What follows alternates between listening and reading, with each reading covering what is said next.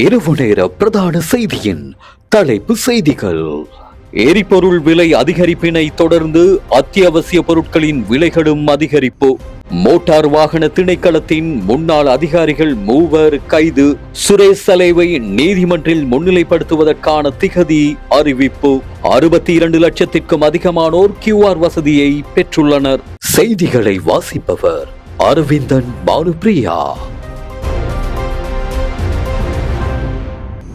எரிபொருள் விலை அதிகரிப்பினை தொடர்ந்து சந்தையில் தற்போது அத்தியாவசிய பொருட்களின் விலைகள் அதிகரித்துள்ளதாக தெரிவிக்கப்படுகிறது.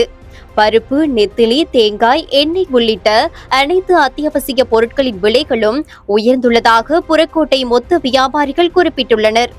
இதேவேளை சந்தையில் நுகர்வோர் அநீதிக்கு உள்ளாக்கப்படுவதை தடுப்பதற்காக நாடளாவிய ரீதியில் விசேட சுற்றி வளைப்புகள் மற்றும் விசாரணைகளை ஆரம்பித்துள்ளதாக நுகர்வோர் விவகார அதிகார சபை தெரிவித்துள்ளது. மேலும் நுகர்வோருக்கு இழைக்கப்படும் ஏதேனும் அநீதி அல்லது சந்தை முறைகேடுகள் குறித்து 1977 என்ற குறுகிய இலக்கத்தினூடாக முறைப்பாடுகளை தெரிவிக்குமாறு நுகர்வோர் விவகார அதிகார சபை பொதுமக்களிடம் கோரிக்கை விடுத்துள்ளது. மோட்டார் வாகனங்களை மோசடியான முறையில் பதிவு செய்தமை உள்ளிட்ட பல குற்றச்சாட்டுகளின் கீழ் மோட்டார் போக்குவரத்து திணைக்களத்தின் முன்னாள் அதிகாரிகள் 3 கைது செய்யப்பட்டுள்ளனர். லஞ்ச ஊழல் ஆணைக்குழுவின் விசாரணை அதிகாரிகளினால் இன்று முற்பகல் அவர்கள் கைது செய்யப்பட்டுள்ளனர். மோட்டார் போக்குவரத்து திணைக்களத்தில் முறையான ஆரம்ப பதிவு இல்லாத 3 வாகனங்களை சட்டவிரோதமாக மாற்றம் செய்வதற்கு தரவுகளை உள்ளிட்டமை, கருமப்பீட இலக்கங்களை வழங்கியமை மற்றும் அனுமதி அளித்தமை போன்ற குற்றச்சாட்டுகளின் கீழ் கைது செய்யப்பட்டுள்ளனர். இவ்வாறு கைது செய்யப்பட்ட சந்தேக நபர்கள் கொழும்பு பிரதான நீதவான் நீதிமன்றில் ஆஜர்படுத்தப்பட உள்ளனர். கொழும்பு தேசிய வைத்தியசாலையில் அனுமதிக்கப்பட்டு சிகிச்சை பெற்று வந்த அரசு புலனாய்வு சேவையின் முன்னாள் பணிப்பாளர் ஓய்வு பெற்ற மேஜர் ஜெனரல் சுரேஷ் சலே சிகிச்சையின் பின்னர் மீண்டும் குற்றப்புலனாய்வு திணைக்களத்திற்கு அழைத்து செல்லப்பட்டுள்ளதாக போலீசார் தெரிவித்துள்ளனர். குற்றப்புலனாய்வு திணைக்களத்தின் காவலில் இருந்தபோது ஏற்பட்ட திடீர் உடல்நல குறைவு காரணமாகவே அவர் கொழும்பு தேசிய வைத்தியசாலையில் அனுமதிக்கப்பட்டிருந்தார்.